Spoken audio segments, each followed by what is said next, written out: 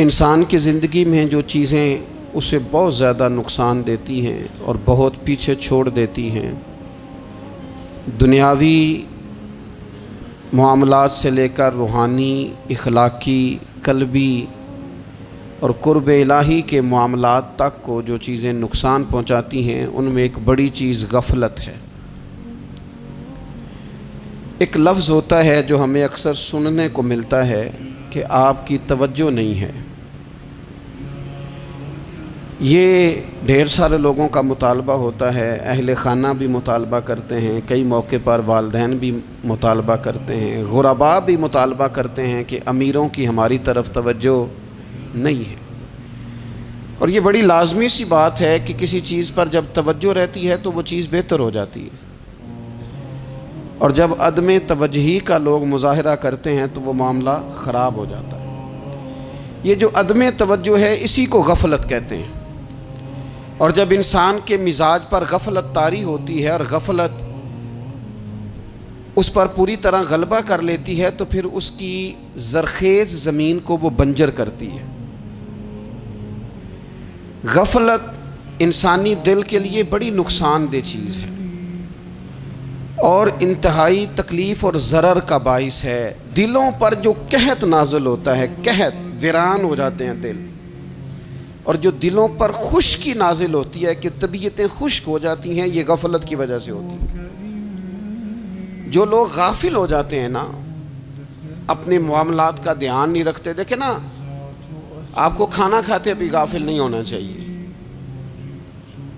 اگر کھانا بھی غیر معتدل کھا لیا جائے تو وہ انسان کی طبیعت کے لیے باعث ضرر بن جاتا ہے، نقصان کا باعث بنتا ہے۔ بات کرتے ہوئے بھی غافل نہیں ہونا چاہیے، کئی دفعہ جملے ایسے نکل جاتے ہیں جو انسان کے لیے پھر شرمندگی کا باعث بنتے ہیں۔ انسان کو غافل ہو کر کوئی کام نہیں کرنا چاہیے، غافل ہو کر، مدہوش اور بے ہوش ہو کر نہیں۔ غفلت دل کو ویران کرتی ہے، طبیعت میں خشکی لاتی ہے۔ غافل کبھی نہ بنے۔ قرآن مجید فرقان حمید نے ارشاد فرمایا کہ اقترب للناس حسابہم، فرمایا لوگوں کے حساب کا وقت قریب آ گیا، وہم فی غفلت معرضون، اور وہ ابھی بھی غفلت میں منہ پھیرے ہوئے ہیں۔ ٹائم آ گیا حساب دینے کا، لیکن وہ ابھی بھی غافل ہیں۔ ہمارے جو زیادہ تر نقصان زندگی میں ہوئے ہیں وہ صرف ہماری غفلت کی وجہ سے ہوئے۔ ہم نے چیزوں پر توجہ نہیں دی، چیزیں گڑبڑ ہو گئیں۔ جس آدمی نے پھول لگائے ہوں، پھل لگائے ہوں، کھیتی لگائی ہو، وہ دانہ ڈال کے پانی دے کے فارغ نہیں ہو سکتا، اسے توجہ کرنی پڑتی ہے۔ اور کسی نے کہا تھا مالی جیندے ہون تو پھر بوٹے سوکدے نہیں۔ اگر موجود ہونا ان کو سینچنے والا، رکھوالی کرنے والا، تو پھر ان کی جڑیں کبھی خشک نہیں ہوا کرتی۔ ہماری جو غفلتیں یہ بڑی ضرر کا باعث ہیں، نقصان کا باعث، اور مجبوری معاف ہوتی ہے، غفلت معاف نہیں ہوتی۔ اسکول میں پڑھتے تھے، مدرسے میں پڑھتے تھے، تو ایک مجبوری ہو گئی جی، خدا نہ خواستہ گھر میں کوئی پریشانی ہو گئی تو اساتذہ اس پر سزا نہیں دیتے۔ کوئی خوشی کا موقع ہے گھر میں، فیملی میں کسی کی شادی ہے، اساتذہ اس پر سزا نہیں دیتے۔ لیکن اگر کبھی پتہ چلتا تھا نا کہ یہ گھر سے تو آیا تھا لیکن مدرسے نہیں آیا، یہ اسکول نہیں آیا، رستے میں غافل ہو گیا، تو یہ بات خوفناک تھی۔ یہ قابل سزا جرم تھا کہ تو غافل ہو گیا اپنی پڑھائی سے، تو گھر سے آیا اور یہاں نہیں آیا۔ غفلت قابل سزا ہوتی ہے، مجبوری کی معافی ہوتی ہے۔ ہمارا آج کل جو مسئلہ ہے وہ غفلت کا ہے۔ ڈھیر سارے لوگ ہیں، سمجھدار بھی ہیں، سیانے بھی ہیں، معاملہ فہم بھی ہیں، باشعور بھی ہیں، تعلیم کی ڈگریاں بھی رکھتے ہیں، لیکن اگر ان کی زندگیوں کی تکلیفوں کو دیکھا جائے اور بے آباد روح کو دیکھا جائے اور سجدوں سے ان کی دوری کو دیکھا جائے تو ایک ہی بات سمجھ میں آتی ہے کہ پتہ سارا ہے لیکن لے ڈوبی ہے غفلت، توجہ نہیں کی۔ لائق بچہ بھی نالائق ترین زندگی گزارتا ہے، اس لیے کہ اس کے لائق ہونے کے ساتھ ساتھ اس کا توجہ کرنا بھی تو ضروری ہے نا۔ نرے لائق کا کیا فائدہ اگر وہ محنتی نہیں، اگر وہ توجہ ہی نہیں کرتا، اپنا سبق دھیان سے سنتا پڑھتا ہی نہیں، تو پھر جتنا مرضی لائق ہو پیچھے رہ جائے گا۔ اور کئی نالائق ہوتے ہیں، رٹا لگا کے پاس ہوتے ہیں، پر چلو رٹا تو لگاتے ہیں نا، محنت تو کرتے ہیں نا، جد و جہد تو کرتے ہیں۔ کئی نالائق جد و جہد کے باعث آگے گزر جاتے ہیں، اور کوئی اسی چکر میں رہ جاتے ہیں، میں بڑا لائق ہوں، کل پڑھ لوں گا، پرسوں پڑھ لوں گا، ہفتہ تیاری کر کے پاس ہو جاؤں گا۔ اپنی زندگی سے غفلت کا پردہ اٹھائیں، اور غفلت اس کے لیے فیصلہ کرنے کی ضرورت ہوتی ہے، پلاننگ کرنے کی نہیں، فیصلہ کرنے کی ضرورت ہوتی ہے کہ میں نے اب غفلت کرنی۔ ہم نہ جب بھی کوئی پروگرام بناتے ہیں تو منصوبہ بندی شروع کر دیں، منصوبہ بندی نہ کریں، فیصلہ کریں، کہیں کہ میں نے غافل نہیں ہونا۔ غفلت غرق دنیا کا نام ہے، اپنے آپ کو غفلت سے بچائیں۔ آپ دیکھیں حضرت کعب بن مالک رضی اللہ تعالیٰ عنہ فرماتے ہیں، بخاری میں موجود ہے، فرماتے ہیں کہ جنگ میں پیچھے رہ گیا تھا، میرا خیال تھا کل چلا جاؤں گا، گھوڑے اور سواریاں میرے پاس تیز ہیں، مضبوط ہیں، پرسوں چلا جاؤں گا، تیزی سے بھاگ کے میں پہنچ جاؤں گا، میں قافلے کے ساتھ شامل ہو جاؤں گا، لیکن بس تھوڑی سستی ہو گئی، ذرا غفلت ہو گئی۔ آپ فرماتے ہیں جب سب لوگ چلے گئے حضور علیہ السلام کے ساتھ جہاد میں اور میں پیچھے رہ گیا، تو پھر جب چند دن گزر گئے اور محبوب کے واپس آنے کا ٹائم ہو گیا، تو اب میں غور کرتا سمجھتا تو مجھے مدینے میں یہاں بزدل لوگ نظر آتے، اور کون نظر آتے؟ جو منافق تھے، وہ منافق بزدل دکھائی دیتے، یا مجھے عورتیں اور بچے دکھائی دیتے۔ میں پریشان ہوا، حضور واپس آ گئے۔ جنہوں نے بہانے کیے تھے نا منافقین نے، یہ مجبوری تھی اس لیے نہیں جہاد پہ گئے، یہ جنہوں نے بہانے کیے تھے انہیں مل گئی معافی، اور میں نے سچ بولا، میں نے کہا یا رسول اللہ میں غافل ہو گیا تھا۔ اب کہتے ہیں میں نے جب کہا نا حضور سستی ہو گئی تھی، ذرا غفلت ہو گئی، تو بندہ محبوب سے غافل ہو جائے، بندہ وہیں سے غافل ہو جائے۔ جو دم غافل سو دم کافر، سانو مرشد اے ہو پڑھایا۔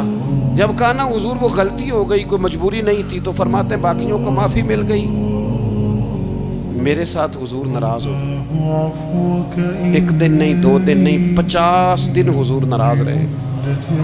مدینے کی گلیوں نے مجھے پہچاننا چھوڑ دیا، در و دیوار سے مجھے یوں لگتا تھا کہ میں پردیسی ہوں۔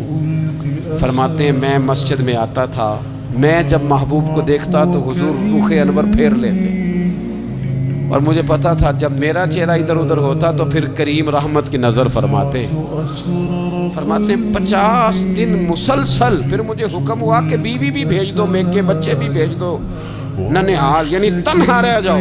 فرماتے ہیں وہ میں نے کہتے تنہائی کاٹی، لیکن شکر اللہ کا یہ ہے کہ میں سچا تھا، بس ذرا بھول گیا تھا، بس ذرا غفلت ہو گئی تھی۔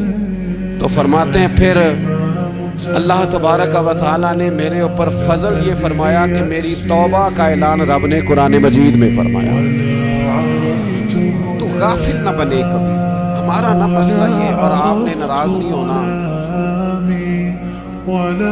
ڈھیر سارے لوگ غافل ہو گئے، مالدار بھی غافل ہیں، صاحبان علم بھی الا ماشاءاللہ بہت ساری جگہوں پہ غافل ہیں۔ جن لوگوں کو 4 لوگ جاننے لگ جاتے ہیں، کوئی مقام حاصل ہو جاتا ہے، وہ بھی بہت ساری جگہوں سے غافل ہو جاتے ہیں الا ماشاءاللہ۔ غفلت بڑی تکلیف والا مسئلہ۔ جو لوگ سمجھتے ہیں نا میں اب گڈ بک میں آ گیا ہوں، اب میں اچھا ہو گیا ہوں، اب میرے لیے خیر کہا جاتا ہے، مجھے اچھائی شاید یہ مستقل میرے ساتھ رہے گی، تعریف ہی ہوگی ہمیشہ، وہ بھی غافل ہو جاتا ہے۔ اور یہ غفلت ٹھیک نہیں ہوتی۔ وجہ دیکھنی چاہیے کس وجہ سے انسان کو وقار مل رہا، عزت مل رہی۔ اپنی زندگی سے غفلت کو اتار پھینکیں۔ تھوڑی دیر کی تو غفلت ہوتی ہے، لمبی تو نہیں۔ 2 منٹ کے لیے صرف اس نے ڈرائیونگ کرتے ہوئے چہرہ موبائل کی طرف کیا تھا، 2 ہی تو منٹ لگے تھے۔ لمحوں نے خطا کی تھی، صدیوں نے سزا پائی۔ لمحوں نے خطا کی تھی، صدیوں نے سزا پائی۔ ایک لمحے کے لیے غافل ہوئے تھے اور صدیاں نسلیں روتی رہ گئی پیچھے، بچے تڑپتے رہ گئے، اہل خانہ پریشان رہ گئے، ماں باپ ساری زندگی روتے رہے، لیکن یہ 2 منٹ کے، یہ غفلت جو ہے یہ بڑی تکلیف والا معاملہ۔ اپنی زندگی سے غفلت کو اتارنا ہے، غافل نہیں بننا، ہر وقت توجہ اور ساری باتوں پہ توجہ۔ بعض اوقات لوگ ایک طرف توجہ کر کے ایک طرف سے غافل ہو جاتے ہیں، نہ، توجہ ہمہ پہلو رکھنی ہے۔ ہمارے ذمہ جتنے بھی حقوق ہیں ان سب پر توجہ، ہر چیز کا خیال، ایسا نہ ہو کہ عبادت کرتے رہ جائیں اور حقوق العباد ہم سے چھوٹ جائیں، اور حقوق العباد اتنے زیادہ ادا کریں۔ صاحب مجھے کہنے لگے ایک دفعہ بڑے وثوق کے ساتھ، کہنے لگے جی معاذ اللہ ثم نہیں جی ٹائم ملتا پھر نماز دا کی کریے، روزی کمانا بھی تو عبادت ہے نا۔ تو میں نے کہا آپ نے عبادت کرنا ایک حصہ قبول کیا ہے، آپ نے کل عبادت نہیں قبول کی۔ عبادت کل ہے، ہمہ پہلو، ایک حصہ آپ قبول کر کے نکل گئے اور باقی آپ نے چھوڑ دی، تو کسی ایک طرف سے بھی غافل نہیں ہونا۔ جتنی ذمہ داریاں ہیں، جتنی ڈیوٹیاں ہیں، ان سب کا خیال۔ اور جو بڑا آدمی ہوتا ہے، بڑا گھر میں بڑا ہو، قبیلے میں بڑا ہو، علاقے میں بڑا ہو، ادارے میں بڑا ہو، کلاس میں بڑا ہو، جو بڑا ہے اس کی تو ساری آنکھیں کھلی ہوئی ہونی چاہیے، ایک ایک پر اس کی نظر ہونی چاہیے کہ میری کہاں ضرورت ہے، کہاں مجھے اشک شوئی کرنی ہے، کس کے ساتھ میں نے کس طرح محبت کا رویہ رکھنا ہے، غافل نہ بنے۔ اچھا جی اب کیسے پتہ چلے گا کہ ہم غافل ہیں؟ یہ کیسے پتہ چلے گا؟ آپ کسی بندے سے بھی پوچھ لیں حالات کیا ہیں تو کہتا ہے اللہ کا شکر ہے کبھی کسی کا دل نہیں دکھایا، اللہ کا شکر ہے جی زمانہ ہو گیا 5 نمازیں پڑھتا ہوں، اللہ کا شکر ہے جی۔ کیسے پتہ چلے گا غافل ہے؟ پہلی علامت ہمارے علماء اور صوفیاء نے غافل بندے کی لکھی ہے۔ اس آئینے میں میں نے اور آپ نے اپنا آپ دیکھنا ہے۔ غافل بندے کی پہلی علامت یہ ہوتی ہے کہ وہ دنیاوی کاموں میں چست ہوتا ہے اور اللہ اور اس کے رسول کی فرما برداری میں سست ہوتا ہے۔ یعنی نماز کے وقت تو اسے نیند ستاتی ہے، پریشانی ہوتی ہے، لیکن اگر کسی جگہ مال مل رہا ہو، پیسے مل رہے ہوں، وہاں جانا ہو تو پھر اسے کوئی چیز بھی تنگ نہیں کر۔ دنیاوی کاموں میں چست ہوگا، یعنی ٹی وی کے آگے، موبائل کے آگے وہ گھنٹوں بیٹھا ہوا ہے، اور اگر اسے 25 منٹ قرآن پاک سننا پڑ جائے، اگر اسے 20 منٹ دینی محفل میں بیٹھنا پڑ جائے، اگر اسے کہا جائے کہ تو 20 رکعت نماز نفل ادا کر، دنیاوی کاموں میں چست ہے، دینی کاموں میں، یہ غفلت کی پہلی علامت۔ پھر ذاتی معاملات میں پیسہ خرچ کرنا ہو تو ڈھیر سارا ہے، کسی غریب کی مدد کر دی ہو۔ وہ ہمارے ایک دوست ہیں، وہ اکثر کہا کرتے ہیں، وہ کہتے ہیں آج کل کسی سے کہنا فلائی کام میں، دینی کام میں، کسی کی مدد میں کچھ 4 پیسے خرچ کرنے ہیں تو لوگ کہتے ہیں ہاتھ تنگ ہے۔ ہاں کوئی سستا پلاٹ ملتا ہو نا، اور اگر یہ سمجھ آ جائے کہ وہ مجبور ہے بیچارہ بیچنے والا، تو پھر کہتے ہیں میں 2-3 دوستوں کو پھاڑ لے سن۔ ذاتی کاموں میں جب بندہ چست ہو اور دینی کاموں میں سست ہو تو مطلب یہ ہے کہ بندہ غافل ہے، پہلی علامت غفلت کی۔ اور غفلت کی دوسری نشانی یہ ہے کہ انسان گناہ کے کاموں کو معمولی سمجھنے لگ جاتا ہے، یہ غافل بندے کی نشانی ہے۔ گناہ کو معمولی سمجھتا ہے، چھوٹا سمجھتا ہے۔ آج کل لوگ کہتے نہیں میں کو اکیلا کر رہا ہوں، ساری دنیا ہی کرتی ہے۔ وہ جناب کیا ہو گیا اگر یہ غلطی ہو گئی تو بندے سے ہو ہی جاتا ہے۔ گناہ کو معمولی سمجھنا، چھوٹا سمجھنا اور کہنا پھر کیا ہو گیا ہے، انسان سے غلطی ہو جاتی ہے۔ آپ دیکھ لیں کہ سینکڑوں بیسیوں گناہوں کا بوجھ ہمارے سروں پہ ہوتا ہے، لیکن کوئی ہمارا دبدبہ ہے، کوئی ہماری گفتگو ہے، کوئی ہمارے جملوں میں خود پسندی ہے، کوئی ریاکاری ہے، کوئی تسنع ہے۔ یہ غافل بندے کی علامت ہے۔ نبی اکرم صلی اللہ تعالی علیہ وآلہ وسلم نے فرمایا مومن اپنے گناہوں کو پہاڑ کی طرح سمجھتا ہے، یہ بخاری میں حدیث ہے۔ مومن پہاڑ کی طرح جانتا ہے اور وہ ڈرتا ہے کہ کہیں وہ پہاڑ اس کے اوپر گر نہ جائے، یعنی کہیں مجھے میرے گناہ کی سزا نہ مل جائے۔ چھوٹے گناہ کو بھی پہاڑ جانتا ہے، یار مجھ سے غلطی ہو گئی، مجھے ٹھیک کر لینی چاہیے، مجھے معافی لے لینی چاہیے۔ مجھے توبہ کر لینی چاہیے. مومن اپنے اوپر گناہ کو پہاڑ کی جانب سمجھتا ہے. اور حضور علیہ الصلوۃ والسلام فرماتے ہیں کہ یہ جو فاسق اور فاجر ہوتا ہے نا, اللہ کا نافرمان, یہ گناہ کو مکھی کی طرح سمجھتا ہے. یہ سمجھتا ہے میں نے اشارہ کرنا ہے, مکھی نے اڑ جانا ہے. مومن کی علامت یہ ہے کہ وہ پہاڑ جانتا ہے اگر غلطی ہو جائے تو پہاڑ.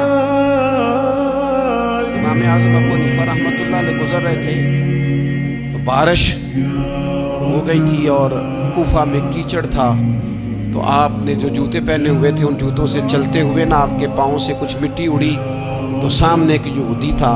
اب اس زمانے میں دیواریں کچی ہوتی تھی, اس کے دیوار پر جا کے وہ مٹی جو تھی وہ لگ گئی.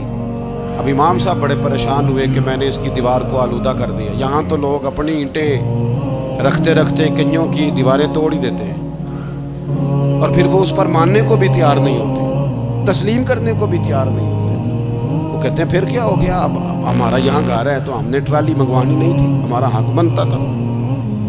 امام صاحب کے پیروں سے ذرا کیچڑ اڑا, یہودی کی دیوار پہ لگا, اس کی کچی دیوار تھی. امام صاحب پریشان ہو گئے, سوچنے لگے کہ اگر میں دیوار سے یہ کیچڑ اتارتا نہیں تو یہ بھی زیادتی ہے, میں نے اس کی دیوار کو گدلا کر دیا, اور اگر میں اتارتا ہوں تو کچھ مٹی اس کی دیوار کی بھی اتر جائے گی, کچی دیوار ہے, یہ بھی زیادتی ہے. مومن گناہ کو پہاڑ کی طرح سمجھتا ہے کہ کہیں گر نہ جائے, اس کی بھی کہیں سزا نہ مل جائے. امام صاحب نے اس کے دروازے پہ دستک دی, وہ باہر آیا تو اتفاق سے وہ آپ کا مقروض بھی تھا, اس نے پیسے دینے. باہر نکلتے کہنے لگا اوہ آپ تو قرض لینے آ گئے, میرے پاس تو ابھی گنجائش نہیں ادا کرنے کی. امام صاحب کہنے لگے تو قرض چھوڑ, وہ میں نے معاف کیا, میرے سے غلطی ہو گئی ہے. میں آ رہا تھا, لکڑی کے جوتے اس زمانے میں کھڑاؤں لوگوں نے پہنے ہوتے تھے, کہا وہ میرے پیروں سے ذرا کیچڑ اڑا ہے, تیری دیوار پہ لگ گیا ہے. اب میں بڑی دیر سے کھڑا سوچ رہا ہوں کہ اگر میں تیری دیوار صاف نہ کروں تو میں نے یہ میلی کر دی, گدلی کر دی, یہ بھی بات درست نہیں ہے, زیادتی. اور اگر میں اسے صاف کرتا ہوں کچی دیوار سے کچھ مٹی اتر جائے گی تو یہ بھی زیادتی ہے. اب تو بتا میں کیا کروں. تو بے موسمہ پھل تھا نا یہ, تو بے موسمہ پھل دیکھ کے بندہ حیران ہو جاتا ہے. جو باتیں روٹین میں نہ ہو رہی ہوں وہ ذرا انوکھی لگتی ہے, بندہ حیران ہو گیا. غور سے امام صاحب کا چہرہ دیکھنے لگا, غور سے چہرہ دیکھنے لگا. پھر تھوڑی دیر سوچنے کے بعد کہنے لگا حضور پہلے میں نے دین اسلام کے بارے میں پڑھا اور سنا تھا, آج میں نے دین دیکھا. پہلے میں نے سنا تھا کہ دین اسلام اس طرح کا ہے, آج میں نے دین. ہم نہ پوری دنیا کے کافروں کو دین سنانا چاہتے ہیں, دکھانا نہیں چاہتے. ہم نیک نظر آنا چاہتے ہیں, نیک بننا نہیں چاہتے. ہم نیک نظر آنا چاہتے, نتیجہ کیا نکلتا ہے کہ کچھ عرصے کے بعد پتہ چل جاتا ہے بندہ کس لیول کا نیک ہے, کیا معیار ہے اس کی نیکیوں کا. کہنے لگا حضور پہلے میں نے دین سنا تھا, آج دیکھا ہے. آپ وہ مٹی کی دیوار پر جو کیچڑ لگ گیا ہے, دیوار کو بعد میں صاف کیجئے گا, پہلے کلمہ پڑھائیں تاکہ میرے اندر کا کفر صاف ہو جائے, مجھے مسلمان کر دیں. تو غافل آدمی جو ہوتا ہے نا, وہ پھر تیسری بات, جب بندہ بہت زیادہ غافل ہو جاتا ہے پھر اعلانیہ گناہ کرنے لگتا ہے. ایک گناہ پھر اس کا اظہار گناہ. ایک بندہ حدیث پاک میں آتا ہے, ایک بندہ رات کو کوئی غلطی کرتا ہے, اللہ تعالیٰ اس پہ پردہ ڈال دیتا ہے, لیکن وہ سویرے خود لوگوں کو بتاتا پھرتا ہے میں نے یہ کیا, میں نے یہ کیا. جب آپ اظہار گناہ کرتے ہیں نا تو سامنے والا بھی دلیر ہوتا ہے, کہتا ہے اس نے کیا میں کر لوں گا تو پھر کیا ہوا. ہمارے علماء نے لکھا ہے کسی کی نماز قضا ہو جائے تو کسی کو بتائے نہ, قضا پڑھ ڈالے, اس کا جگہ جگہ ذکر نہ کرے.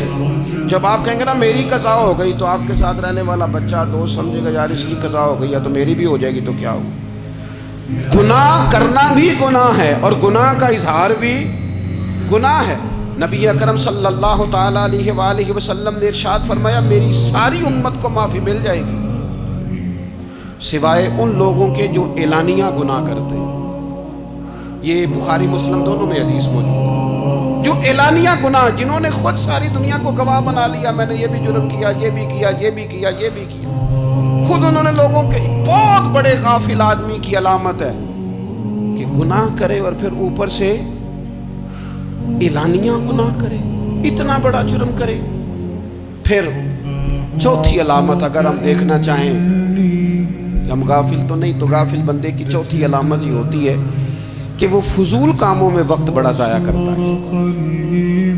فضولیات میں ادھر بیٹھے ہیں، ادھر بیٹھے ہیں، یہاں گپ شپ ہو رہی ہے، وہاں موبائل دیکھا جا رہا ہے، پھر کچھ ٹائم ملا ہے تو پھر کہیں دور دراز کسی ہوٹل پہ کھانا کھانے چلے گئے، پھر کچھ ٹائم ملا تو چلو نکلتے ہیں ذرا کوئی ہفتہ سیر کر آتے ہیں، یہاں گپ شپ ہے، فلاں کو ڈسکس کر لیتے ہیں، فلاں کے بارے میں بات کر لیتے ہیں، سیاسی تبصرے کر لیتے ہیں، یہ تھوڑی گفتگو ہو جاتی، چلے محلے داروں پہ تبصرہ شروع کرتے ہیں، کون روٹی زیادہ کھا رہا ہے اور کس کے پاس پیسے زیادہ آ گئے، چلو جا کے پتہ کرتے ہیں۔ حالانکہ یہ پتہ نہیں کرنا چاہیے تھا، پتہ تو اس کا کرنا چاہیے تھا جو بیچارہ کل سے بھوکا ہے، خبر تو اس کی رکھنی چاہیے تھی جس بیچارے کے گھر میں بچوں کے لیے پہننے کو کپڑے موجود نہیں ہیں، اس پر تبصرہ یہ کرتے ہیں کہ یہ محنت کیوں نہیں کرتے، اور اگر کسی پر اللہ عطا کر دے پھر حساب ضرور لگاتے ہیں کہ ذرا معلومات کرو یہ اتنی جلدی آگے کیسے نکل گئی۔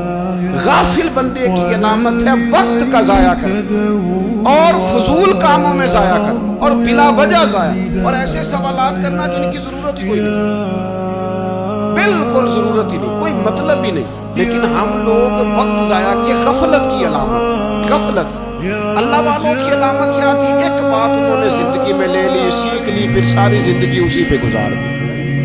ان کا ارادہ تھا نا کشکول سیدھا کیا۔ کچھ لوگ ساری زندگی لیکچر قبول لے کے سن کے پھر بھی سمجھنے کو تیار ہے، یہ غافل دل کی علامت ہے۔ اس لیے نبی پاک صلی اللہ تعالیٰ علیہ وسلم نے فرمایا دو نعمتیں ایسی ہیں جن میں اکثر لوگ غفلت میں ہیں، ایک صحت اور دوسری فراغت۔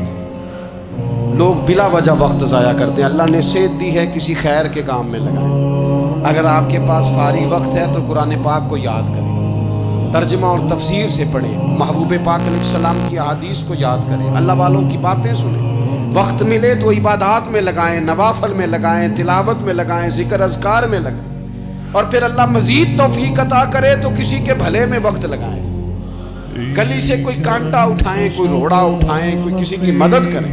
لیکن یہ غافل ہونے کی علامت ہے کہ اپنے وقت کو ضائع کرنا۔ اور پھر اسی طرح غفلت کی پانچویں علامت یہ ہے کہ اگر بندے کو دنیا سے پورا پیار ہو جائے، یعنی شب قدر میں بھی آگے کہتا ہے یا اللہ کبھی پیسے دے دینا، شب برات والے دن بھی کہتا ہے کہ مالک اگر کبھی کوئی ایسا سبب لگ جائے، یعنی بیت اللہ شریف کے سامنے کھڑے ہو کے بھی اگر اس نے مال ہی مانگنا ہے، وہاں بھی اس نے یہی سوال کرنا ہے، حب دنیا اتنی غالب آ جائے، تو یہ غافل ہونے کی علامت۔ دنیا ضرورت ہے، مقصد نہیں ہے، دنیا کی حاجت ہے، مقصد نہیں ہے، یہ مقصود نہیں۔ اور جب لوگ فقط دنیا کے مال کو، دولت کو، نبی پاک علیہ السلام نے فرمایا وہ لعنتی ہے جو درہم اور دینار کا بندہ بن گیا، پیسوں کا بندہ بن گیا، مل جائے تو خوش ہوتا ہے، نہ ملے تو تکلیف میں آ جاتا ہے۔ یہ غافل بندے کی علامت۔ مومن تو وہ ہوتا ہے کہ دولت رزق حلال ضرور کماتا ہے تاکہ کسی کے آگے ہاتھ نہ پھیلانا پڑے، کوشش ضرور کرتا ہے، پر دنیا کو جیب میں جگہ دیتا ہے، دل میں نہیں دیتا۔ اس کی جگہ جہاں ہے اسے وہاں رکھتا ہے، اسے دل میں جگہ، دل تو ایک ہے، اس میں رب و رسول کو بسائیں گے یا کسی اور کو بسائیں گے؟ تو حب دنیا یہ غافل ہونے کی بہت بڑی علامت ہے۔ پھر اسی طرح جو بندہ رب کریم کو جانتا نہیں نا، وہ بھی غافل ہو جاتا ہے۔ ایک تو جو یہ نہیں نہ جانتا کہ رب کریم سزا دے گا، مجھے دیکھ رہا ہے، اسے نہ اونگ آتی ہے نہ نیند آتی ہے، جو اس کی معرفت نہیں رکھتا کہ میرا رب ہر وقت مجھے دیکھ رہا ہے، وہ بھی غافل ہو جاتا ہے۔ جسے پتہ ہونا کہ مجھے دیکھ رہا ہے وہ غافل نہیں ہوتا۔ اور جو یہ سمجھ لیتا ہے نا کہ شاید معاذ اللہ ثم اس یقین کو پکا نہیں کرتا، وہ غافل ہو جاتا ہے۔ اور ایک جو یہ نہیں نہ جانتا کہ رب مہربان کتنا ہے، وہ بھی غافل ہو جاتا ہے۔ مجھے بتائیے سب سے زیادہ تو بندہ اس کے دروازے پہ جاتا ہے نا جو سب سے زیادہ مہربانی کرنے والا ہو، اس دروازے سے بندہ اٹھتا ہی نہیں۔ تو جس کو یہ یقین ہو جائے نا سب سے زیادہ کرم فرمانے والی ذات اللہ رسول کی ہے، وہ کبھی رب رسول سے غافل نہیں ہوتا، وہ کبھی اللہ رسول کا دروازہ چھوڑ کے نہیں جاتا، وہ کبھی کسی اور جگہ جا کے پناہ تلاش نہیں کرتا۔ جسے پتہ چل جائے نا وہ کریم کتنا ہے، مہربان کتنا ہے۔ مولا رومی رحمت اللہ علیہ فرماتے ہیں بہت بڑا مجرم تھا ایک بندہ، بہت بڑا گناہگار تھا، بت کو پوجتا تھا، تھک گیا ساری رات بت کے سامنے کھڑا تھا، معاذ اللہ یا صنم یا صنم یا صنم کہتے، تھک گیا، نیند آ گئی، اونگ آ گئی۔ جب پوری طرح نیند آ گئی اور دماغ پہ نیند قبضہ کرنے لگی تو اس کے منہ سے نکل گیا، صنم صنم کہہ رہا تھا نا، نکل گیا یا صمد، او بے نیاز مالک۔ رب کریم نے فرشتوں سے فرمایا دوڑ کے جاؤ، جو کہتا ہے اسے دے دو۔ فرشتے کہنے لگے مالک تو بت کو پکار رہا تھا، اس نے تو غلطی سے نام لیا ہے۔ فرمایا مجھے نہیں پتا، لیکن دیکھو نا اس نے مجھے پکارا تو ہے نا، کتنی دیر سے جھوٹے کو پکار رہا تھا، اس کا معاملہ حل نہیں ہوا، اب اگر سچے کو پکارنے پہ بھی حل نہ ہوا تو فرق کیا رہ جائے گا؟ دے دو جو مانگتا ہے، دے دو۔ میرے دوست گر پتہ چل جائے وہ کریم کتنا ہے، وہ مہربان کتنا ہے۔ میرے رسول پاک علیہ السلام نے تو فرمایا تیری آنکھ سے اگر اس کے خوف سے اتنا آنسو بھی نکل گیا جتنا مچھر کا پر ہوتا ہے، تو جس طرح بھینس کے تھنوں سے نکلا ہوا دودھ واپس تھنوں میں نہیں نہ جاتا، جو اتنا بھی روئے نہ روئے اللہ کے خوف سے، وہ بندہ دوزخ میں نہیں جائے گا۔ تھوڑی دیر کے لیے ڈر جائے اپنے رب سے، آئے تو صحیح۔ عدم معرفت غفلت پیدا کرتی ہے، تو آ تو صحیح، وہ تو کریم ہی بڑا ہے، وہ تو مہربان ہی بڑا ہے۔ حضرت زنیرہ رضی اللہ تعالیٰ عنہ حضور کی صحابیہ ہیں، ایام جو مکے کے تھے مسلمانوں پر بڑی آزمائش کے تھے، انہیں بڑا مارا کفار، اتنا مارا کہ ان کی بینائی چلی گئی، نظر آنا بند ہو گیا۔ کافروں کی عورتوں نے تانا دیا کہ تو نے ہمارے بت چھوڑے ہیں نا، تو دیکھنا تیری بینائی چلی گئی۔ تو جناب زنیرہ اللہ پہ بھروسہ، توکل، معرفت الہی کا جذبہ، اٹھ کے کھڑی ہو کہنے کہ چپ کرو، تمہارے جھوٹے بت کیا کر سکتے ہیں، میرا رب چاہے تو صبح جب میں اٹھوں تو میری آنکھیں روشن ہوں، اگر کریم کرم کر دے۔ لوگ کہتے ہیں واقعی ایسا ہوا، جب وہ سویرے اٹھی تو اللہ نے ان کی روشنی واپس کر دی۔ یہ پتہ چل جائے نا وہ مہربان کتنا ہے۔ ایک بزرگ تھے تو ان سے کسی نے کہہ دیا کہ اگر آپ کا حساب آپ کے ماں باپ کے ذمہ ہو جائے